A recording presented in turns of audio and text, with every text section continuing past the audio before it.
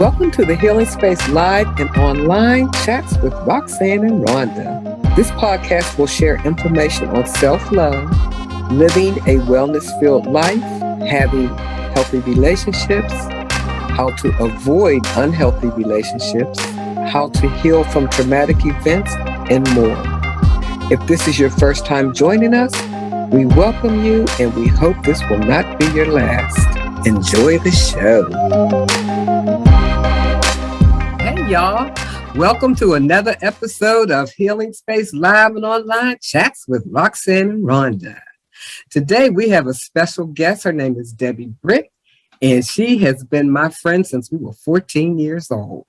So I wanted to talk to, Debbie and I were having a conversation a couple weeks ago, and she shared with me more details of a traumatic event she had experienced. Now, I knew about the event, but she shared more details about it. And she had said to me a couple of times, when I go into shelters and share my story, and I'm like, wow, I didn't know she was doing that. Oh, by the way, she lives in Massachusetts, so I don't see her all the time. Like, during her healing process, I missed out on that. Okay, I just knew about the traumatic experience. So when she started talking about how she's, when I go to shelters and sharing this, that, and the other, I'm like, she's sharing this, that, and the other. I'm like, okay, so what happened to make you get to the point where you were sharing your story? Now, when she shares her story, you'll understand where I'm coming from. So without further ado, I'm going to turn this over to my girl, Miss Debbie Britt from Massachusetts. She's from Dorchester. I used to live in Roxbury. Anybody from Boston, you'll relate. But Debbie, go ahead, honey. Just share your story. This is just going to be very, very informal. Okay, so let me see how I'm going to share this story. I'm going to share the story. I'm Debbie Britt, and I am the co-founder of the National Black Doll Museum. And as a co-founder of the Doll Museum, I use dolls as a healing process. And I use it for self-esteem because I realized I had low self-esteem. I had low self-esteem because I had a teacher that told me I wasn't worth anything. He told me I was going to be a nobody and that I was a monkey. And I think that was a part of one chapter in my life, a part of my story. So when you have low self-esteem and you don't deal with that issue, it opens and gives an opportunity for other things to happen. You become an easy prey for people, I think. And so that was a part of my story. So I'm teaching these workshops with people. The workshops that I give them to adults, I give them to young folks, I give them to babies. And each level that I deal with people, I tell a different story. It's the same story, but each level that I go to, I give a different part. Talking to Roxanne, and I'm saying, when I get to the adult level, I go into shelters and I have to be true to myself. And I want people to know that I'm exactly where they were. I'm no different. I don't put myself on a pedestal. I'm like true to myself. And I have to share the story. I came out of my shell and I started to share my story. I was kidnapped when I was 18. I was kidnapped for 3 days. For a year and a half, I was going to work. I had a child. I met this guy, and every day at the bus stop, we talked. We talked every day. Nothing big. I'm not dating this man. We're just talking. The bus would come. It'd be 5 minutes late. He see me running down the street. He has the bus driver hold the bus. It's raining outside. The bus is late. He's got an umbrella. He holds his umbrella. We're doing this every day. 6 months go by. He grabs a coffee. He gets me a coffee. I see him out. I'm in the store. I get a drink. He gets a drink. So we have this casual relationship. This is going on for a year. I one day, it's a year later, his birthday, he tells me, is January 23rd. My birthday is January 26th. Oh, we share the same ecosystem. We're in the same sign. We're doing this. Oh, this is great. We're having this conversation. Oh, this is kind of cool. So one day he says to me, I'm outside. The bus doesn't come. It's snowing. It's in the winter. It's the week before our birthday is coming. And he comes by and he goes, oh, I'm not going to work today. It's snowing outside. What's up? He's running. He's exercising. He goes, Debbie, you want to, I'm going to go to work. I'm not dressed, but I'm going to go to work because I just been out running. Do you want to come to my house? I'll give you a ride to work. He knows where I work. He's taking the bus with me every day for a year. And I'm a little skeptical, but this is somebody I've been talking to for a year. No biggie. I live right down the street, right here, 2 houses over at the bus stop. I'll take you to work. There's my car, I'm a little hesitant, but not so much because I see this guy every day. Okay, cool. Let me go in the house and change my clothes, get my key. I'll drop you off at the job. No problem. He goes in the house. I go in the house. He lives on the 3rd floor in this house. I can see the street. I can see the sign. I can see the bus. It's, 8 o'clock, 9 o'clock in the morning. Cool. I go in the house. I get upstairs. He goes, let me go in the back. He goes in the back. He comes back. I'm looking around the house, clean. Looks like a bachelor pad, nothing strange. He comes out. You want something to drink? I'm okay, thanks. He gives me this card. And it's a business card. And I look at the card and it says, if you want to have a good time, call Debbie. And I look at the card and I go, what? And my mind is starting to go. It starts to work. And I'm confused because it has my name on this card, but it has this phone number. And I don't recognize this phone number. Now, this is 40 years ago. So there's no cell phone, no text, none of this kind of stuff. This is like straight up phone number. And I look at him kind of strange and I'm like, what is this? What's going on here? The next thing I know, I'm punched in the face, dragged into the back room, tied down onto a bed. And he says to me, nobody gets anything for nothing. Doesn't happen now. And I'm in this room and I'm nude. And then there are 2 dogs there. There's 2 dogs in this house, German Shepherds dogs, big dogs. And the dogs are sitting at the bottom of the bed. And I'm raped continuously. And different men come throughout these couple of days. Different men come and they're throwing money all over the place. And I'm trying to figure out, okay, so what's going on? And how am I going to get out? And I couldn't figure out how I was going to get out. As I'm laying here every day, and days are going by, my face is beat up, my body is beat up. And I start to chew. So I have no fingernails because I'm chewing on this rope because my hands are here. And all I can do is nibble on these ropes. But as the men come, I have to chew my nails because I don't want them to know that I'm chewing this rope. And day 3, at some point, I just felt that I didn't get out, that I was going to die in this room. The 3rd day comes, he leaves, and I get this rope off, and I chewed it off. And I get both the ropes off, and I wind up getting out, and I kind of figure out how to get around this house. And the only way for me to get out of this house was to open up this window and jump out of this window. 3 floors. And I jump. I jump out the window and I run down the street. And I swear people look at me because they thought that I was like a mental person or something. And I run to this youth center. And there was a guy in there that I knew. And he takes me and he brings me to the hospital. And the police comes and they call my parents. And people have been looking for me for days. And they didn't know what happened to me. They thought I was on drugs or something. I get to the hospital. They take a rape kit.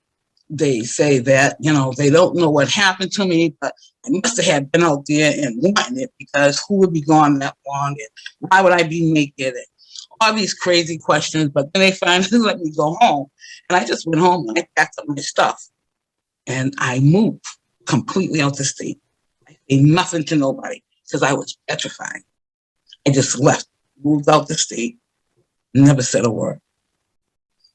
Year and a half later, I come back into the state, picked up my life, and went on like nothing happened. I became a daycare director, had another kid, went on with my wife. 25 years later, this man becomes the boss, a supervisor in my job. Now I'm a professional in another job, and he becomes a supervisor where I'm working at. And I freak out, totally freak out and lose my mind. I'm married, I have kids, I'm at home. My husband's now a police officer. I'm raising a 14-year-old. I have a 14-year-old son. Now, my whole life now has changed because of this experience and other experiences that I've had. I'm a foster mother.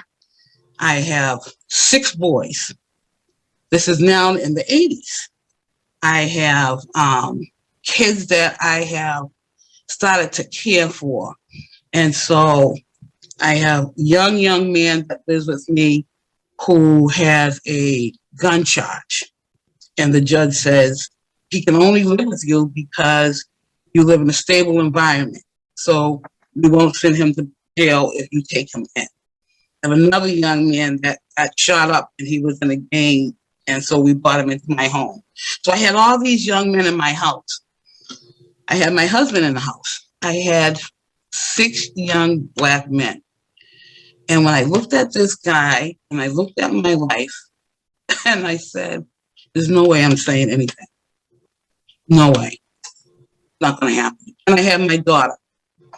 So I decided at that point, I didn't know if I wanted to live or die, if I wanted to kill this guy. And I had guns in my own house. And I said to myself, I'm going into the hospital and I'm signing myself in. I just need some time out. I need to take care of me. And I called my husband and said, come take me and I need some place to go. I need some rest.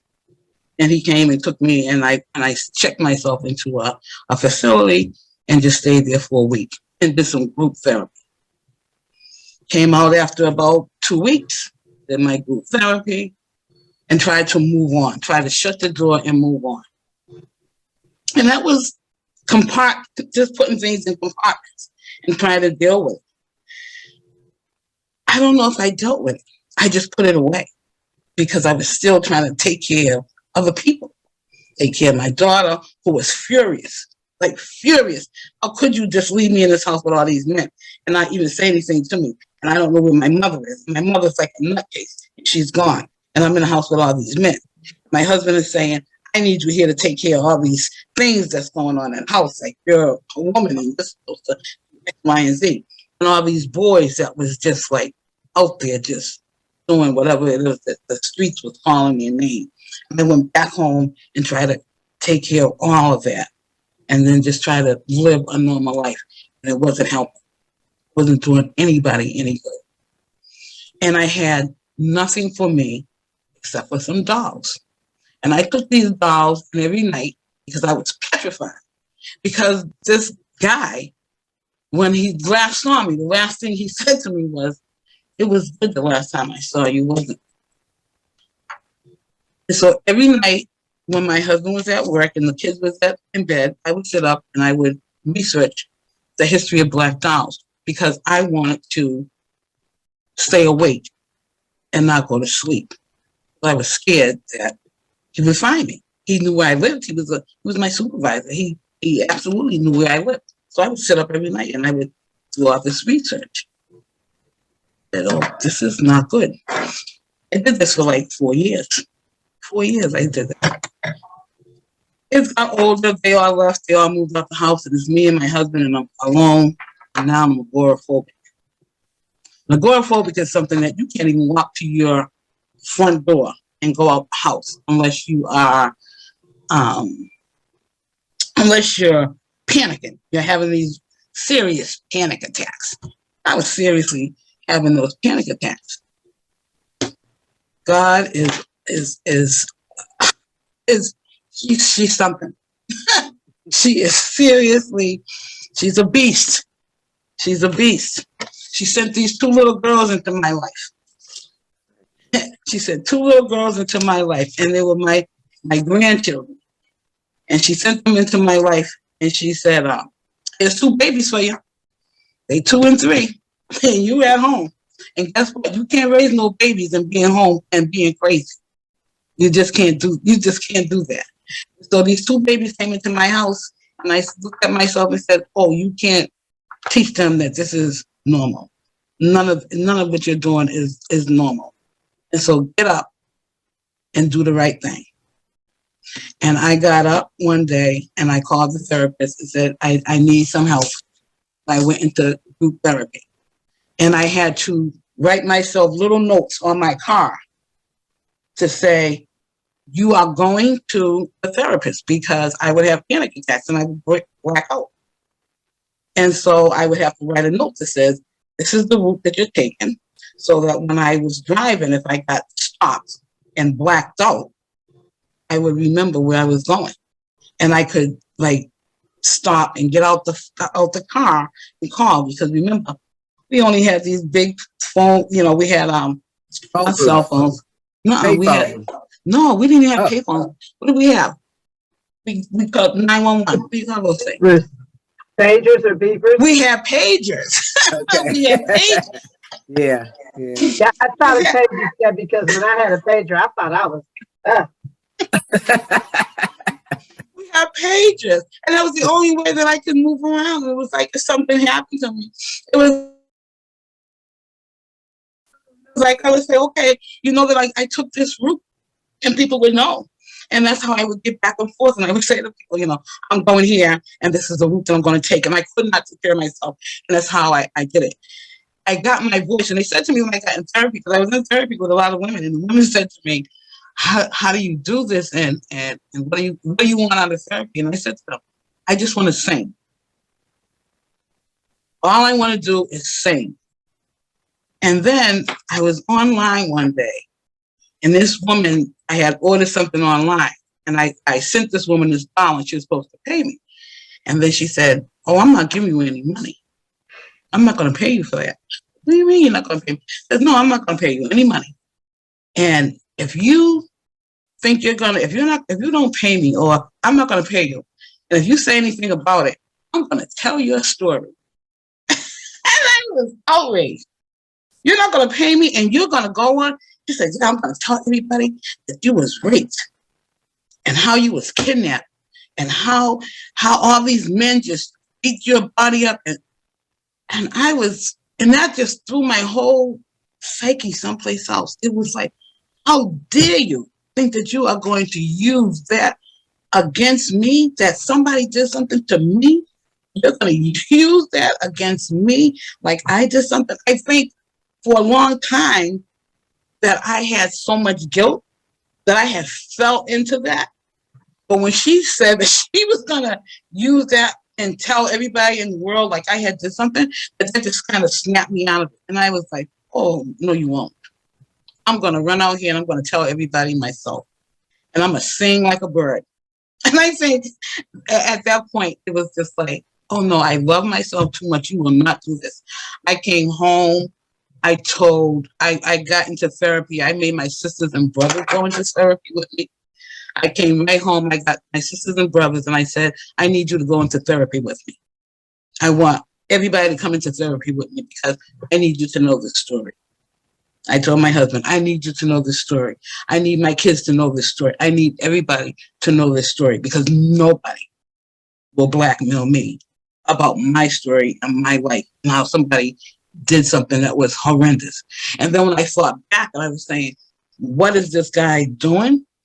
Like I said, I thought it was like human trafficking. That was the first thing that I thought, because for him to have a card already made up for me, for him to have these men waiting in line for me. And I was saying it was getting worse and worse every day. And for them to have these conversations that they were having, I knew that it wasn't going to turn out right if I didn't get out. Something just kept telling me, you have got to move. You've got to move. And I didn't care what it took for me to get out of there, and it all seemed to come together. But I realized that, I said to myself, I'm better than this. And I want women to know that they can make it. It's a long process, because I remember going into therapy at least a year, not opening my mouth, not saying one thing, but I went every day. I went to therapy every day. And the therapist used to look at me and say, why are you here?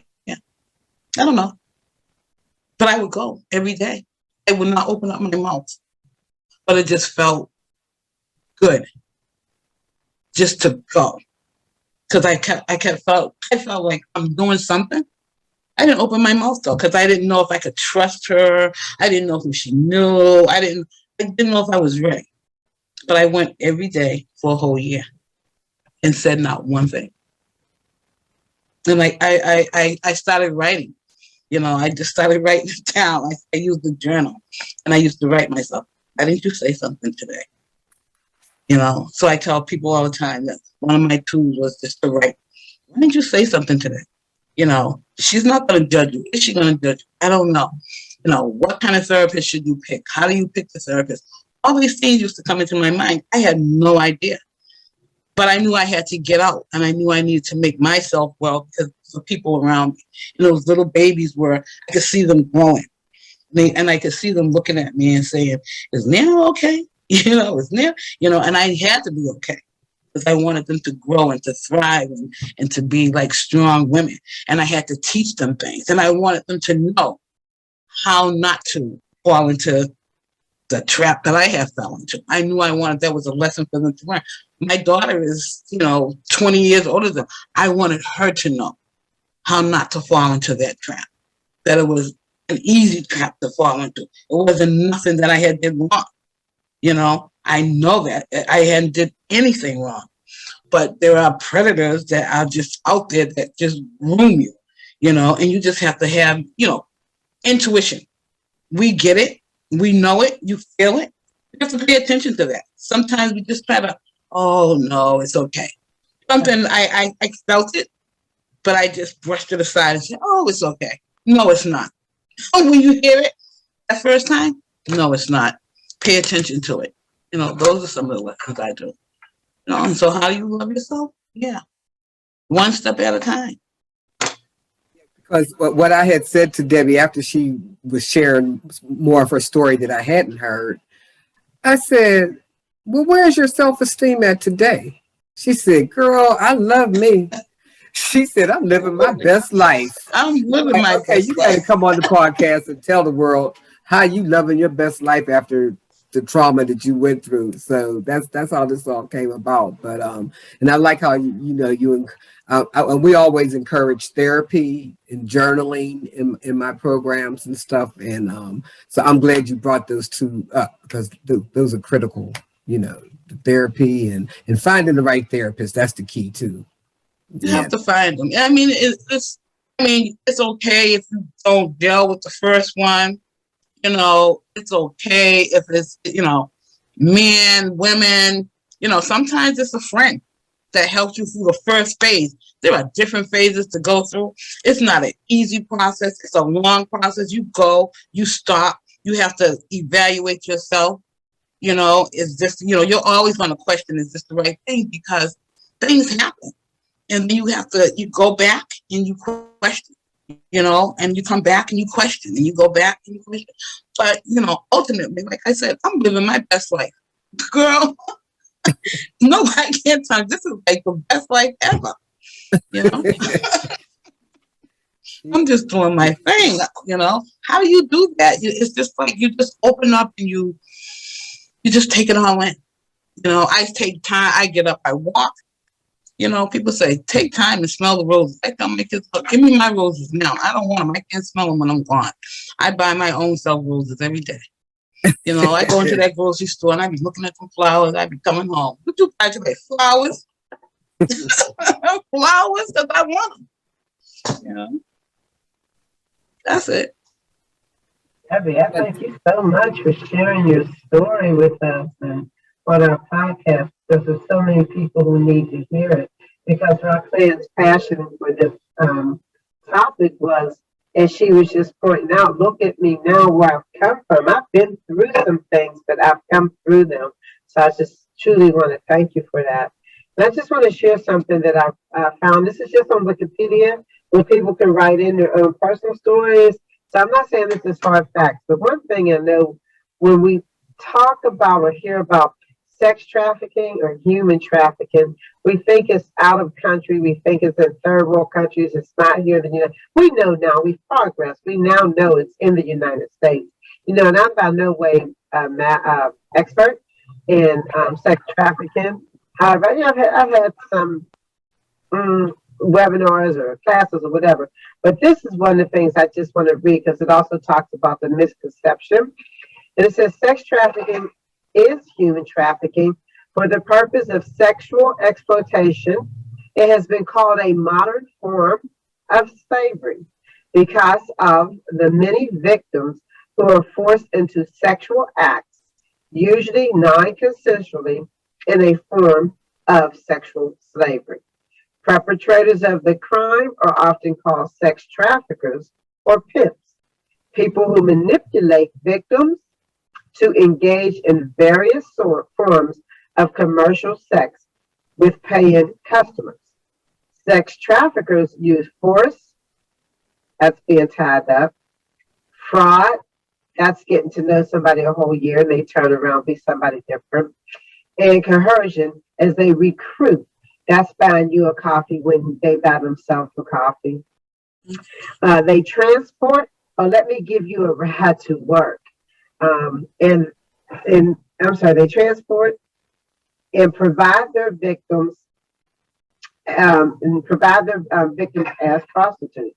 Sometimes victims are brought into a situation of dependency on their traffickers. Thank God that did not happen in your situation, Debbie, financially or emotionally. Every aspect of sex trafficking is considered a crime, form of acquisition to transportation and exploitation of victims. This includes any sexual exploitation of adults or minors, including child sex tourism and domestic minor sex trafficking. And then it went on from there to talk about some common misconceptions, which I would like to just make clear for our audience, because a lot of people are like, well, Rhonda, I don't know, maybe you and Roxanne took it a different way, but if you just listen, there are a number of misconceptions about sex trafficking. One of these is that sex trafficking always involves human smuggling. Although sex trafficking may involve transporting victims across international borders, a majority of the time it does not. Human trafficking and sex trafficking are often used as synonyms to mean the same thing. However, trafficking for non-sexual exploitation may be even more prevalent than trafficking for sexual exploitation, though accurate estimates of trafficking are extremely difficult to obtain because, Debbie, a lot of people will not talk about being kidnapped and having to chew your way through a rope to get back to safety. Can you talk a little bit more about the path you took? And as Roxanne already, but I don't want to be redundant because Roxanne already pointed out the therapy and journaling. Can you talk a little more about the path you took to healing in the beginning? And I'll just say this as you just consider that response. One of the things I do professionally is run a group with women. And in this group with women who obviously always confidential, today I talked about when you get to a point where you feel really down, because everybody in group today is like, I'm tired, I'm done, I'm emotionally exhausted, I can't go on. I use the analogy of when you're in the gym and you have the bar, I don't quite know the name of it, but it's that bar you pull up and you try to get your skin up there on that bar, And I'm like, what do you do? What do you use to pull up?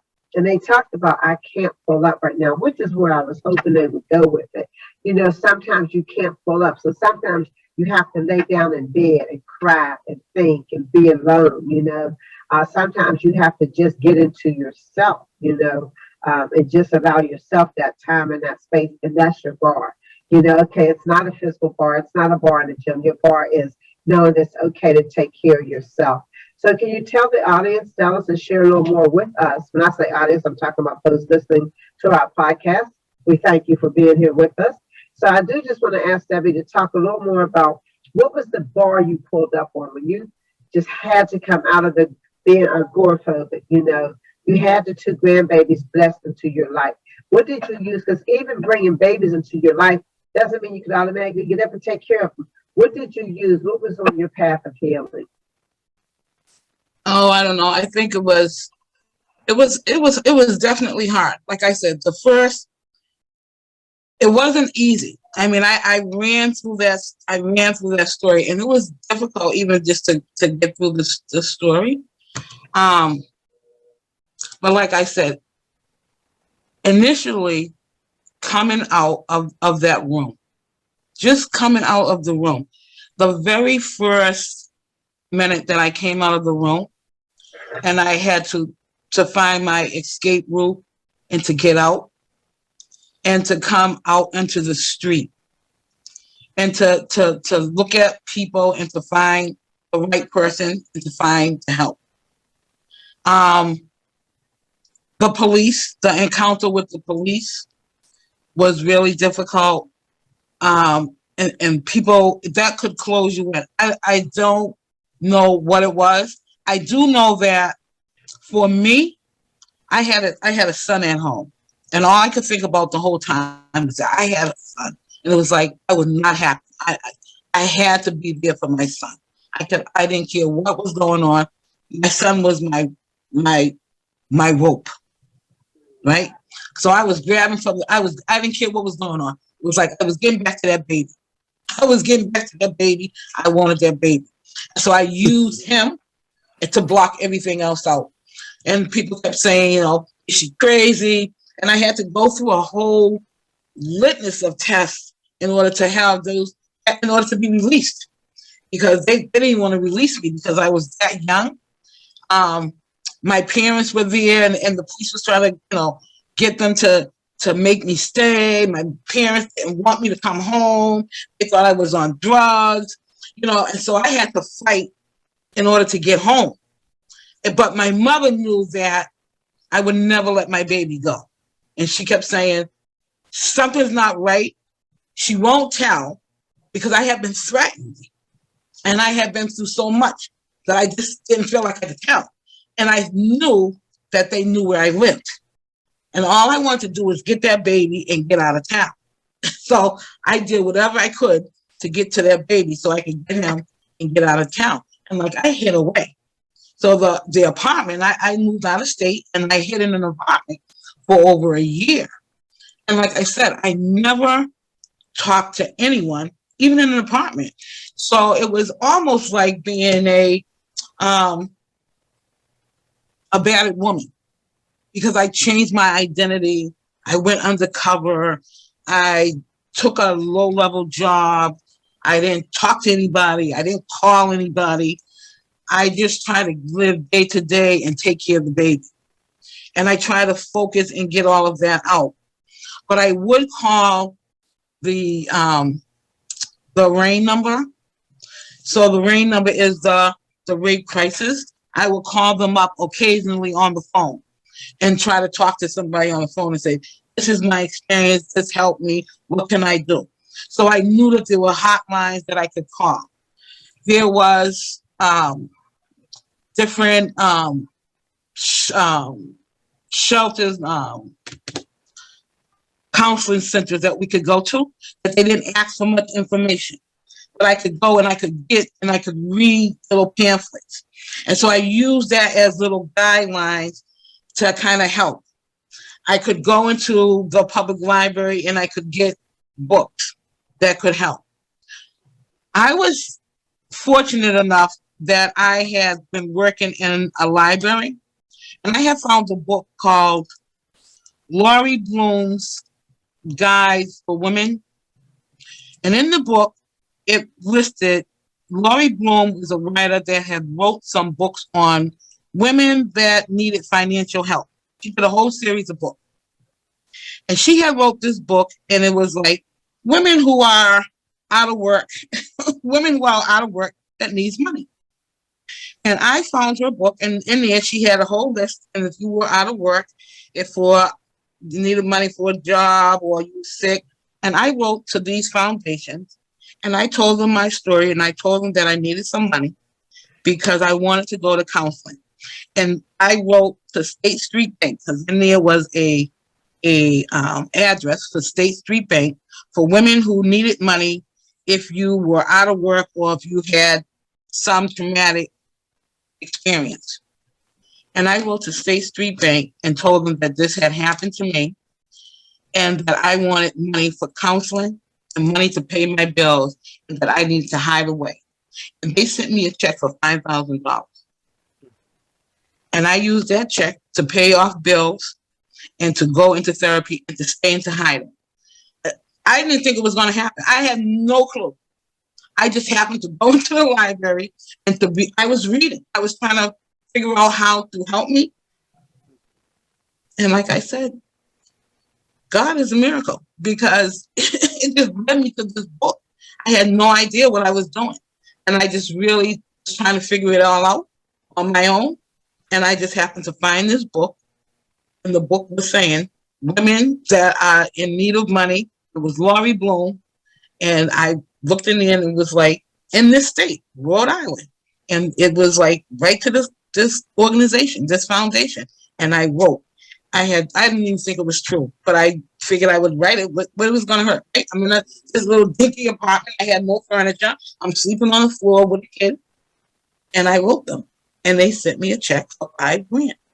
It paid my bills and it gave me money to go see this therapist who I had no idea who she was. I just picked up the phone and called this woman and she was like, come into my office. It was like a couple of blocks away that I could walk there. I could bring the baby with me and I walked to her. I walked there with him and she sat down and she talked to me.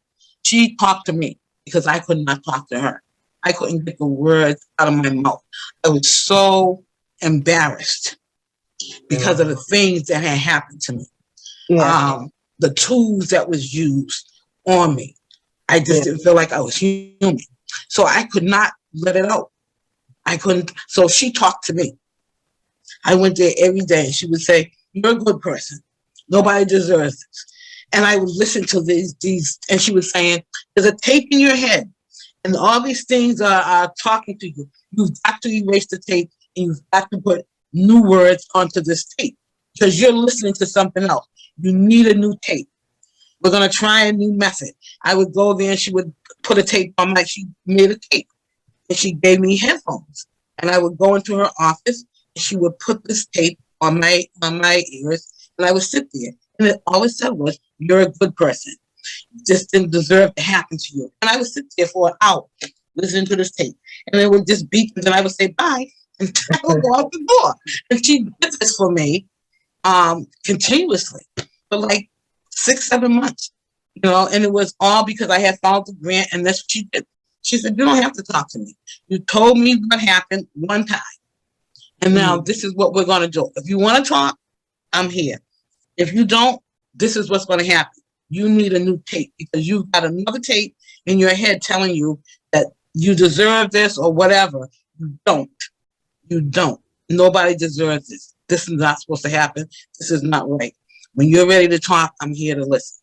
And I think that's what really helped me get along. And so whenever something started to happen, I always remember that it was a tape that was playing. But I had made up this tape in my head that for some reason that it was supposed to happen. It's not. And then we started making affirmations. I made affirmations for me. I made affirmations for my kids. I used the affirmations with my name. I'm deserving. I'm excellent. I'm brilliant. I'm bright. I did all those things and made my own affirmations. So when I got up in the morning, I could look on my mirror and I could see those affirmations for myself. And I did that. and I know my affirmation, you know? So people need to do that and help themselves to get up. Well, we're getting close to time to wind down. Wow. And Debbie, Rhonda, you have any more questions? You know, it sounds like I could have a lot more for Debbie, but I ended up looking at our time as well. So before we do quite wind down, I do have a closing I would like to share with Debbie. Even before that, we would like to take a minute to acknowledge Lupus Settlement House, who has been our sponsor, and we are so glad that they're here. Lupus Settlement House is a program in Philadelphia, Pennsylvania. They provide a plethora of services, and one of such is the Domestic Violence Program. If you are in the Philadelphia area and you need services for domestic violence or any of their other services, please check out their website at LutheranSettlementHouse.org. You can also get their contact information from that website, LutheranSettlementHouse.org. So again, we thank you to Lutheran Settlement House and the Domestic Violence Bilingual Domestic Violence Program for being a sponsor of our podcast. And to our listeners, we are always, first of all, grateful for you tuning in. Secondly, we also welcome you to be a sponsor of our program, of our podcast, and we will gladly share your information to our listeners. So we thank you, Lutheran Settlement House, and we certainly would welcome other sponsors. Debbie, I just thank you so much for everything that you shared. I thank Roxanne, of course, that's my buddy, her passion, her love for women, her desire to see women not only heal, but to thrive, to really have women be able to share their story. It will be Roxanne's legacy forever in a day, forever in her lifetime and eternity. It is her legacy, and I'm proud to be a part of it through friendship, through love, through sisterhood, and certainly through this podcast as well. Debbie, I just want to summarize a couple of things that you said. Oh, even before that, I want to give 2 phone numbers to our listeners. Debbie mentioned RAIN, and it's an international program for if you have been sexually assaulted, sexually molested, raped, sexually abused. You can call their hotline at 1-800-656-4673. Again, that's 1-800-656-4673. If you need someone to talk to, please remember they are there to listen.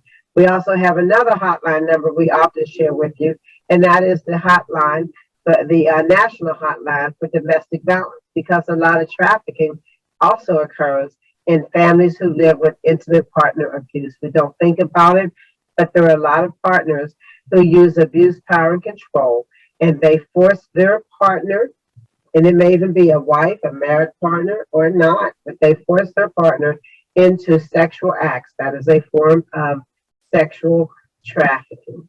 So the national hotline number is 1-800-799-SAFE. 1-800-799-SAFE.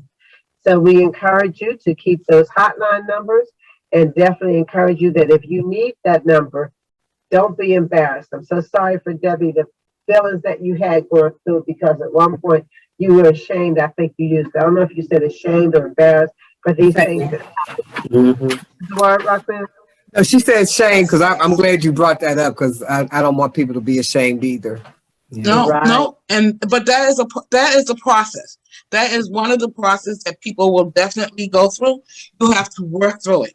But that is definitely, and I think that's in the beginning. So you're going to have that guilt. They're going to feel that shame before they can get to that self. They're going to feel all of that. It's going to be that low self-esteem. It's going to be that guilt. It's going to be that shame. Before you can get to that self-love, you have to recognize that all those things are going to happen first. And anger. Anger as well. But before Rhonda concludes, I think she had something else she wanted to say. I wanted to give one more resource because, as Rhonda mentioned, she's not very knowledgeable about this topic, and neither am I. So two things: futureswithoutviolence.org. Futureswithoutviolence.org. They have a webinar on there about human trafficking. And what I liked how they started off, they said, like, everybody puts domestic violence and sexual violence over here, and human trafficking and sex trafficking over here. It's all together. Let's nip this crap in the bud. And dang, what was my other thought? Futures without violence. Well, anyway, if I think about it, I'll mention it. But go ahead, Rhonda. You was going to say something else. I just wanted to conclude with saying that Debbie used for her strength to calm food is her son, just making sure she could get back to him. Therapy, which was her listening, not talking, and listening to tapes. If you don't have somebody in your life to create your tapes, try creating them for yourself because you deserve it. You are worth it. And you are put here for a purpose, and it's not the purpose of someone abusing you at their hands and at their will. So if you have a friend, a trusted loved one, or a professional therapist, please try to create your tapes and listen to them with a daily affirmation that Debbie said. Debbie used different words, but she is dynamic. She has excelled. She is bright. She is beautiful. She is intelligent, and she is effervescent. And she did her thing on our podcast. Thank you, Debbie. you. Oh my God, this was so good. Thank you, thank you, thank you. So we're going to conclude with that, and we just want to let you know that our broadcast is normally every Thursday, but we miss a couple every once in a while. But the goal is, and even if you go looking for us and we're not there, you can always go listen to one that you never listened to. So Thursdays at 5 is our broadcast day. And our goal is to, on the last Thursday of the month, have a live broadcast with a panel discussion. Oh, I know what I was going to say earlier. So I was at this powerful conference this weekend held by the National Coalition of Black Civic Participation. And I met people there who deal with human trafficking. We've been resourcing back and forth. So I'm going to be reaching out to that woman and ask her if she could come on and give us some real good information on what the signs are, what to look out for, how to, get past it, even beyond what Debbie did, because Debbie did it on her own. She didn't even know what she was doing because we didn't even know this language back then, So now there's a lot of resources. So listen out for that upcoming topic as well. So I think that was it. So with that, Rhonda, I guess we can do our little close. It was kind of weird today. Okay. We just wanted you to know that we got your back.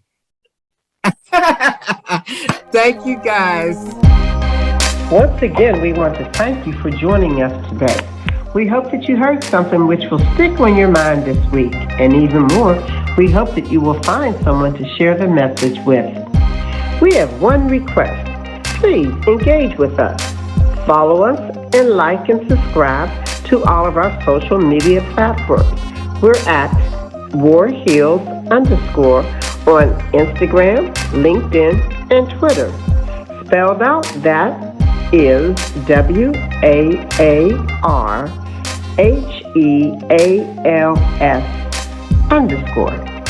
And on Facebook, you'll find us at War Heals. Please plan to join us next time, and in the meantime, you can find all of our episodes archived wherever you listen to podcasts. See you next time on Healing Space Live and Online. Chats with Roxanne and Rhonda.